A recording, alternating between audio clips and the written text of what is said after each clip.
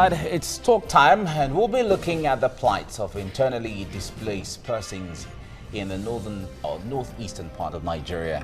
We're now joined by the former chairman of the Borno State Emergency Management Agency, Grema Terab. Good morning, Grema. It's good to have you. Thank you. And I like the jalabia, by the way. All right, yes, we're looking at a very serious issue this morning, the plight of the IDPs.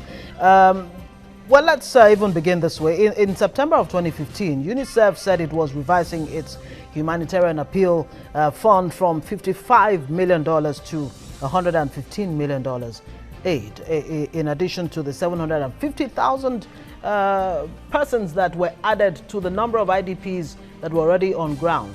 So there is a serious issue of funding. Yet, so much money has been plowed to the Northeast in taking care of these IDPs. But all that's gone in has really not been reflected. Exactly what is going on? Well, this same question always goes around the minds of all and sundry in the Northeast and in the country at large. Because apart from what you've just mentioned about UNICEF, we have strong and big multinational and international donor agencies that are also equal to the task of that of UNICEF. We have the World Food Program, the ICRC International Committee on Red Cross, the Danish Refugee Council, the Norwegian Refugee Council, the United Nations Humanitarian UNHCR, a lot of them, the Save the Children, the MSF. These are all strong international donor agencies with a very big magnitude of expenditure, apart from that of UNICEF. And let alone that, with the federal government also claims to be spending millions of naira into the plight of the IDPs with regards to the National Emergency Management Agency, the National Commission on Refugees and Displacement, through the Presidential Committee on the Northeast, the Victim Support Fund. The state governments do also claim to be spending huge amount of money, the local government. So you can imagine there are duplicating roles of expenditure, and everybody claims to be spending billions of money in the Northeast, and the news remains the same. Whenever anybody visits the camp or any pending report occurs, you see the issue of the malnourishment is at the forefront. The issue of hunger, the issue of disease. One wonders where these money is going into, and these questions remains unanswered in the minds of the IDPs as well. So they are all aware that the UN agencies, the donor agencies are bringing in a huge amount of money, but nobody tends to understand what is happening. That is why the other time when the National Assembly constituted a public hearing panel and an ad hoc committee on the maladministration of IDPs funds, so on and so forth, we were very happy, because it is for the first time that somebody is thinking about the mismanagement of funds and resources geared towards the well-being and upkeep of the IDPs. They were there in Borno. We are very happy. We saw them. In fact, they even contacted us, talking to us after hearing from the government side. They want to talk with the stakeholders, the real IDPs. They want to hear from the horse's mouth. They want to know the real issues that are going on. But it is somehow stage managed. A cosmetic approach has been going on in the issue of the IDPs, because we have functional over 22 formal camps in Maiduguri and Jere alone. But the main camp that were always visited by the visitors or whosoever is coming into the state, it is that Dalori camp. And that is tend to be the VIP camp also, because whenever the visitors come in, that is the camp that they visit, and it is always in a stage managed form, in a situation whereby IDPs are threatened or intimidated not to talk about their plight and so on. And the real issue is that when sometimes last maybe June 2015 or so, the state government with the National Emergency Management Agency alongside with donor agencies introduced the household feeding system. In the past, they were being catered for through a central cooking system. And the household feeding system, it is believed to be the best way of feeding them, give the IDPs their own food and give them sense of belonging to do their things by themselves. But it turned out to be a misfortune because the moment when they divided them or they grouped them into household and clusters, so they were given raw food items without firewood, without charcoal, and without basic condiments.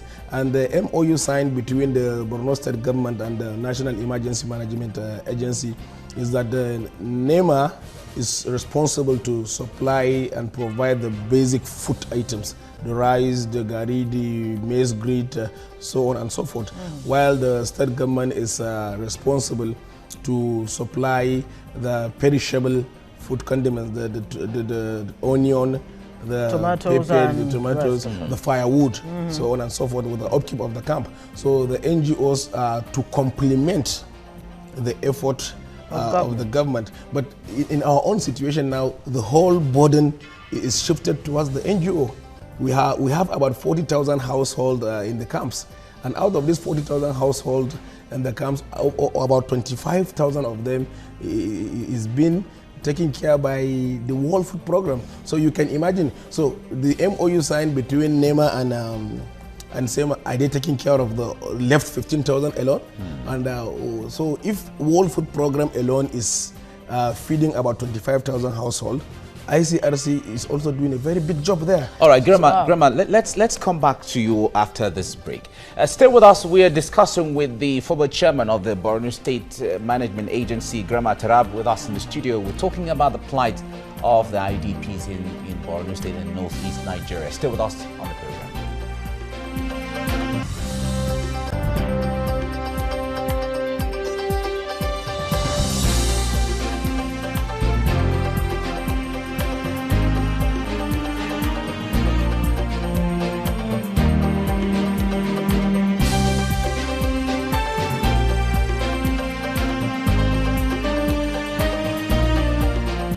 All right, you're welcome back. You're watching TVC Breakfast, and our guest this morning is Grema Terab, former chairman, Borno Emergency Management Agency, and he's looking at the plight of internally displaced persons with us this morning.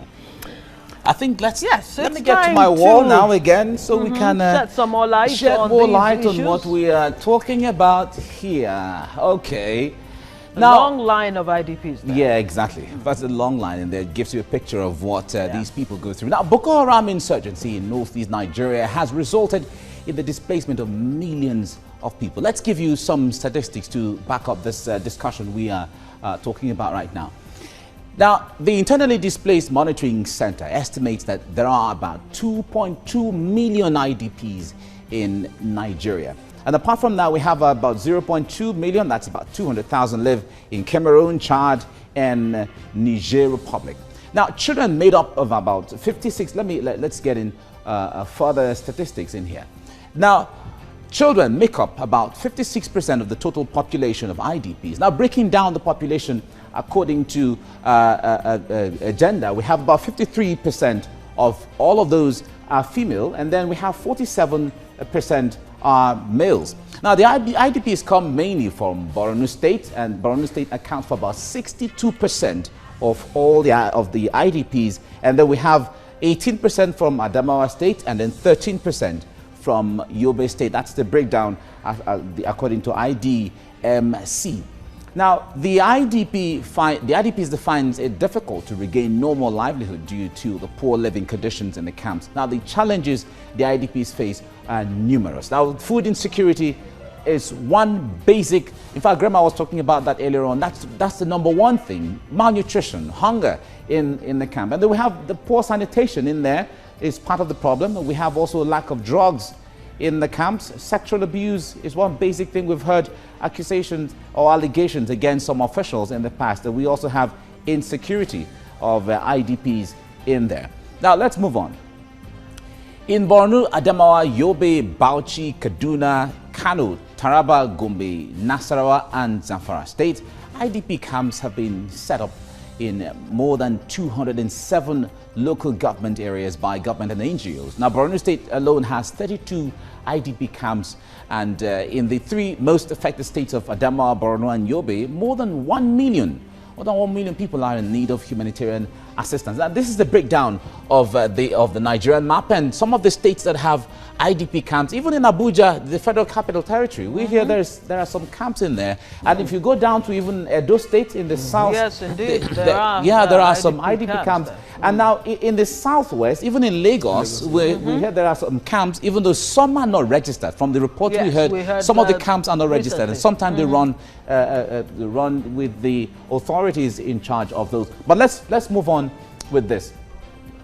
Now, according to the IDMC that we were talking about before, more than 470,000 persons were displaced in Nigeria in 2003 and alone, but placing it as the country with the third highest number of displaced persons in the world. Nigeria is only ranked behind Syria. Syria has about 6.2 million IDPs, followed by Colombia that has about 5.7 million IDPs, and Nigeria follows as number 3 with about 2.2 million IDPs. Now, Nigeria has the largest population of persons displaced by conflict within the African continent.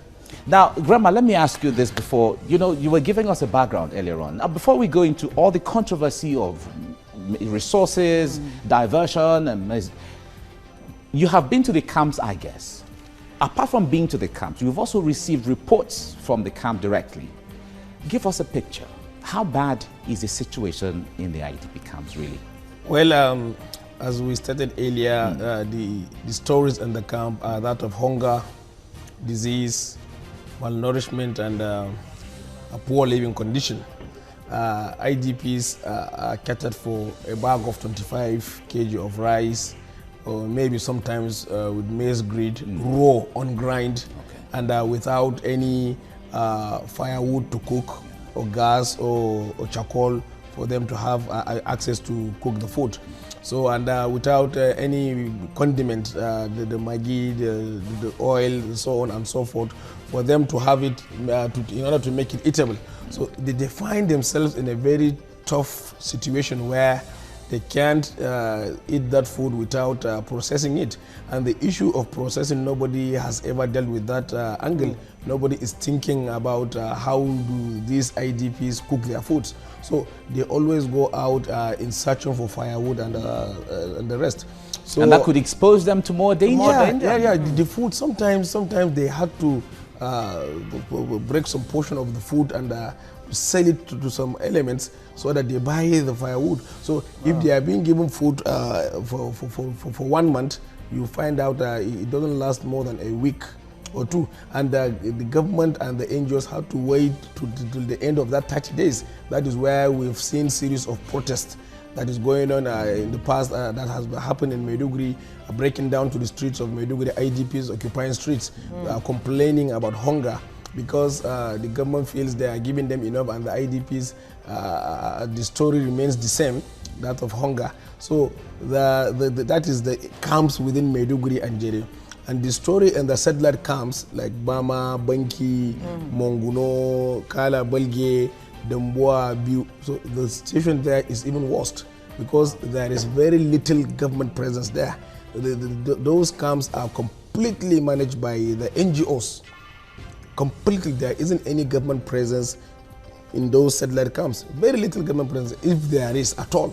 And so the statistics that are coming out from the satellite towns and with regards to deaths, disease, hunger, so it is even unknown to the government of the country. Now, speak to something that I'm a bit curious about, the state of security at these IDP camps. You've heard incidents of some Boko Haram elements actually infiltrating some of these camps.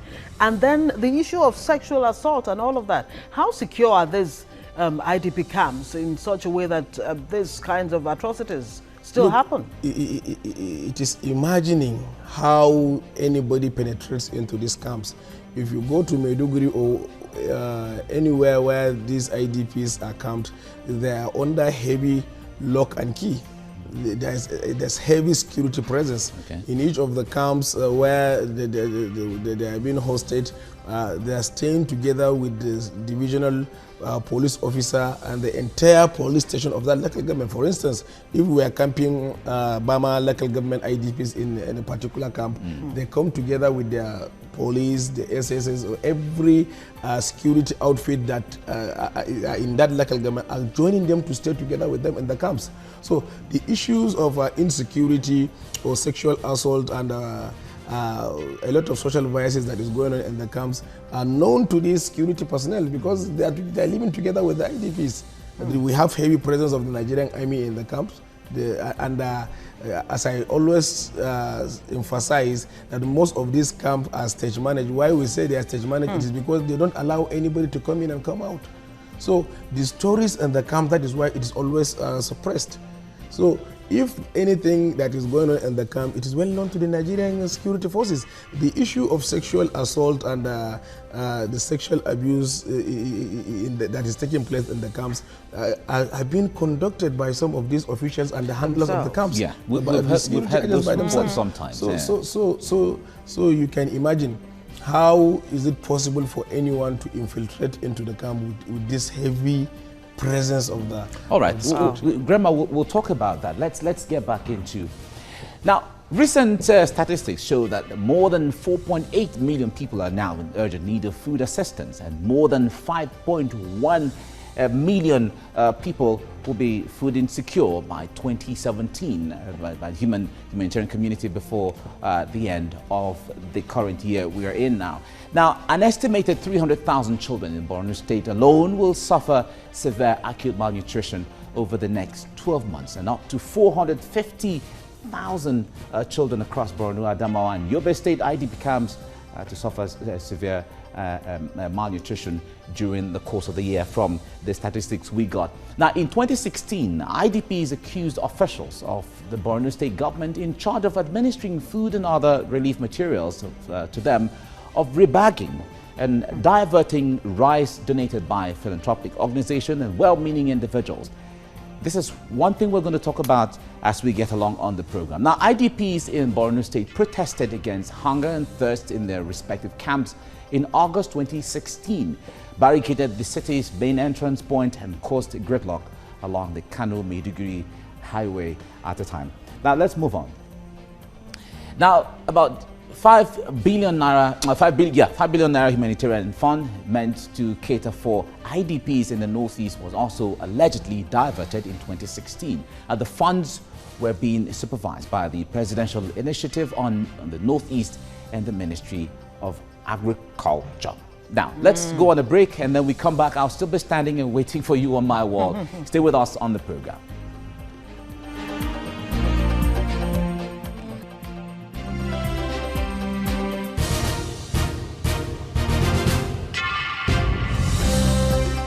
All right, if you're just joining us, you're watching TVC Breakfast. I think let me sit down now so we can dwell on this more. We have with us, joining us on this topic now, Grema Terab. He's the former chairman of Borno State Management Agency. We've been talking about the plight of the IDPs in Borno State and in the northeast of Nigeria generally. Now, Grema, let's come to this now. You talked to us earlier on about the issue of not allowing people to access or get access into the camps. Is it the military or the government of Borno State or government officials? Why are people not allowed to go into? Together. Yes. So there's a serious level of connivance between all agencies involved to suppress the real information with regards to the plight of the IDPs. So you hardly hear the plight of the IDPs from our Nigerian media or local media.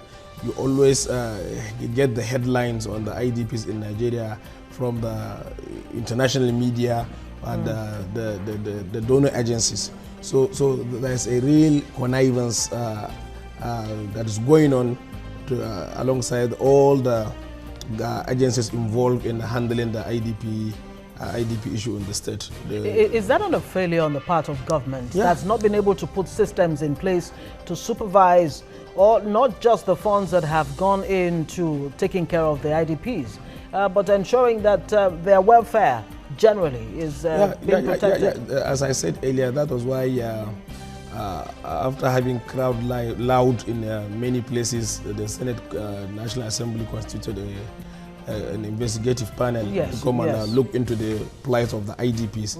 They contacted us when they came to Maiduguri, confirming to us after speaking with the government side, they want to also speak with the real issues. And it turned out to be abortive. They could not sit down with the real IDPs. We contacted them. You said you are going to talk with the IDPs, and we just saw you taking your leave in the state without talking to the IDPs. They said, look, they are sorry, they are running out of time, but they are inviting the IDPs representative to a public hearing on 6 December last year in the National Assembly. So we were there, and as I always say, it turned out to be dramatic. We attended the public hearing, and on the process of going into the public hearing, they denied us access. We're coming from Borno State, and we should not come in. We said, why? And the security operative said it is a directive from the above, not to allow me, Grema, Terab coming in, or anybody from Borno State, because we found out there wasn't any representative of Borno State in that public hearing. There are the 3 senators from the state, the 10 House of Representative members from the state, any government official, any IDP representative. Then why are you conducting public hearing? And you are conducting public hearing on behalf of the IDPs, where Borno State has the largest number of IDPs. So we were there, and as I always say, it turned out to be dramatic. We attended the public hearing, and on the process of going into the public hearing, they denied us access. We're coming from Borno State, and we should not come in. We said, why? And the security operative said it is a directive from the above, not to allow me, Grema, Terab coming in, or anybody from Borno State, because we found out there wasn't any representative of Borno State in that public hearing. There are the 3 senators from the state, the 10 House of Representative members from the state, any government official, any IDP representative. Then why are you conducting public hearing? And you are conducting public hearing on behalf of the IDPs, where Borno State has the largest number of IDPs. So we had to struggle for almost 5 hours to come into the public hearing. So later on, we forcefully found ourselves into the public hearing. Senator Shosani apologized, and he said he wonders why anybody will stop anybody from coming. So what were the revelations that came out from this public hearing, and what did you get from the National Assembly? We gave them all our materials and what we know about the IDPs. And the true picture of things. The true picture. We gave them video clips, we gave them write-ups, and where IDPs are saying their own ordeals by themselves. And when the reports were out, it turned out to be one-sided, lopsided. They haven't captured anything that has to do with the IDPs. They were busy blaming the federal government for awarding contract for grass cutting. So we thought whatever is going to be the outcome of the public hearing, it should be the cases of malnourishment. Who are in charge of the process of handling the camps? Who are the cause of those malnourishment? But they were busy targeting the federal government on awarding. And of course, nobody still has been punished for this infractions. We certainly will have to know more about this, the handling of those funds and welfare materials of the people. But let's bring in Fola Dele to give us a perspective on social media. Fola, it's good to see you again. I'm seeing you 3 times on my wall today. The cameraman said you're going again. Why? Yeah, record breaker again. Yes, that's fine. But I mean, it is nice to see you. But this one is a very sad one. Yes, it is. I overheard you talking during the break about how Borno never used to be like this. When Borno State is tagged the home of peace. Yeah.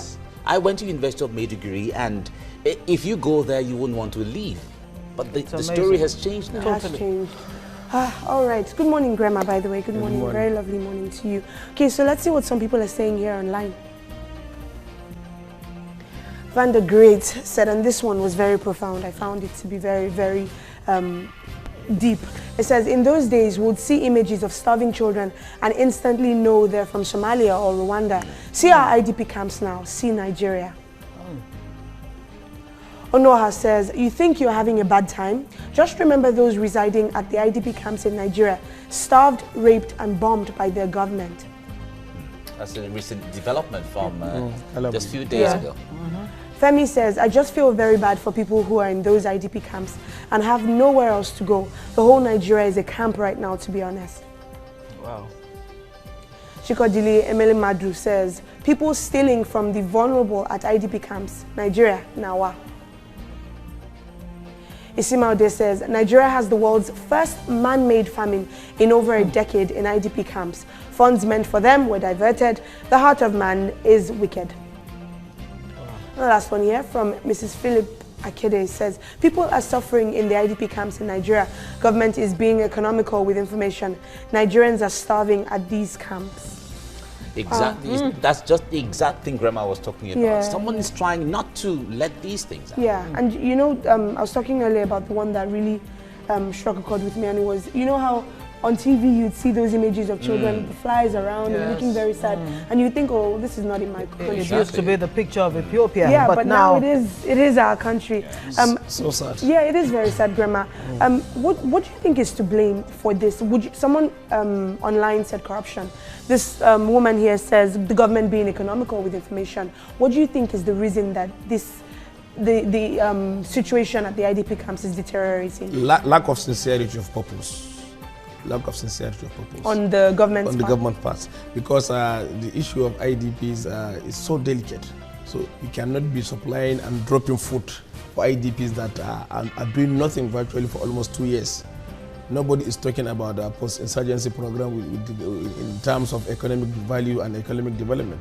These IDPs should have been engaged in one way or the other to start funding for themselves. Right, okay. So if you are now keeping IDPs like prisoners in the camp and without giving them access to go and find for themselves and engage themselves in some economic activities, these are people that have not gone to farm for almost 2 or 3 years, and most of them are farmers. So if you are not giving them anything to do, so you are psychologically and morally demoralizing them, killing them, and they are becoming traumatized by the day. So government must do something urgently to have a robust measure with regards to the issue of the IDPs. There should be a serious commitment, and there must be a presidential and independent fact-finding mission to know the real issues that is going on in the camps. You can't be holding public hearings in the National Assembly and not involving those who are really concerned. Before I go, you want to ask one more question? Oliver Twist. Also, I saw an organization online trying to raise money for the IDPs. Considering everything that has happened with diversion of funds, do you think, I mean, they would make headway with this movement? Because people being ready to give. Trust? I mean, how do we know that these people there is serious issue of trust. There is serious issue of trust. Most especially when the video of repackaging and so on that has gone viral on the social media and mainstream media. The president ordered a full-scale investigation and the result is not out yet. So you can imagine if a video is already out and Commander-in-Chief is asking the security operatives to punish the culprits and do something about it, and for almost 5 months nothing is being done. So the issue of trust arises. And we have not heard anything about punishment for those who have been found not with that regard. Wanting. And then you have a chairman of the IDP saying, look, enough of all of this. Yes. Just give us this food stuff, the monies and everything directly. Directly. Yes, what does that say? The issue of trust. That is the issue of trust, because the IDPs don't trust almost anybody in the camps. They are much more comfortable with the donor agencies.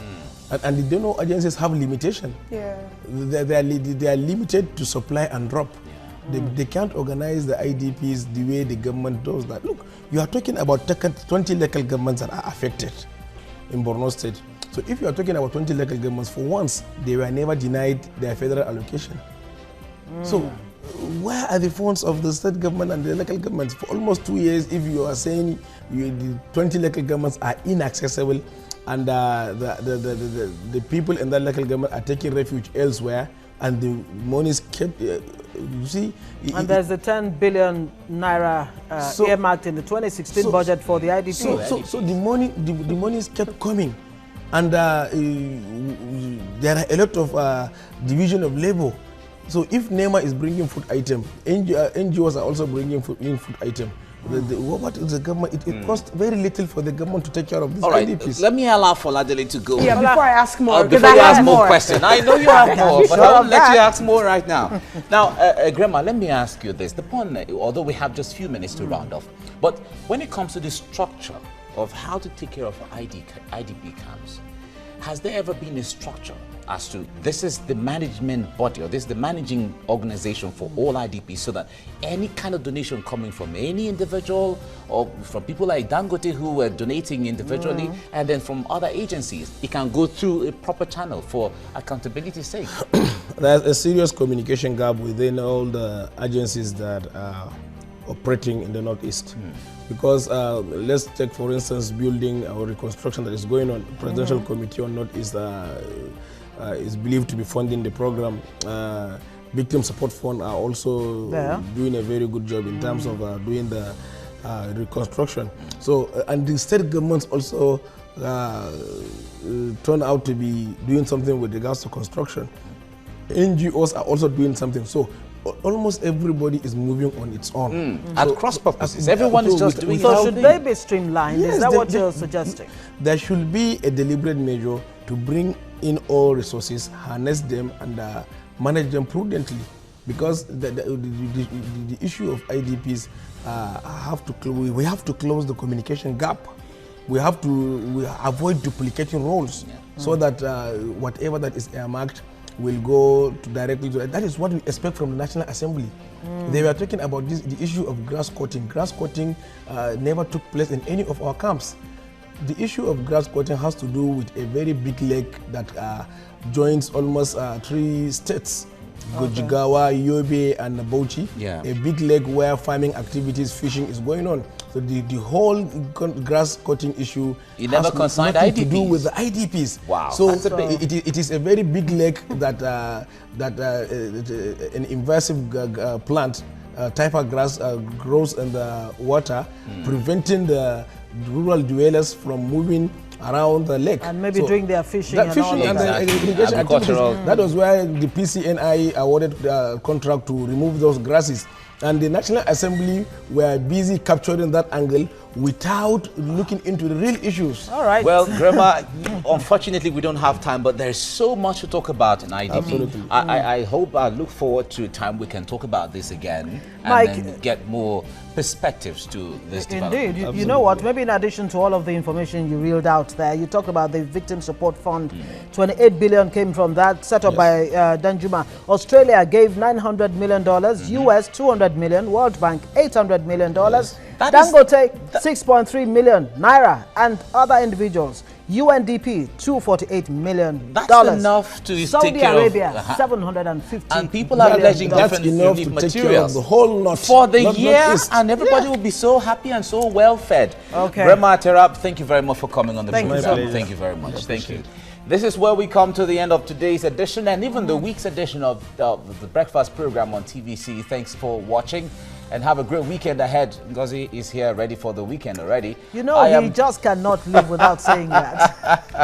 I am Mike Okwacha. Have a great day. And I am Ngozi Alebu, wishing you a beautiful weekend. Let's do this again. Of course, we are back here from Monday, same time, 7 to 9.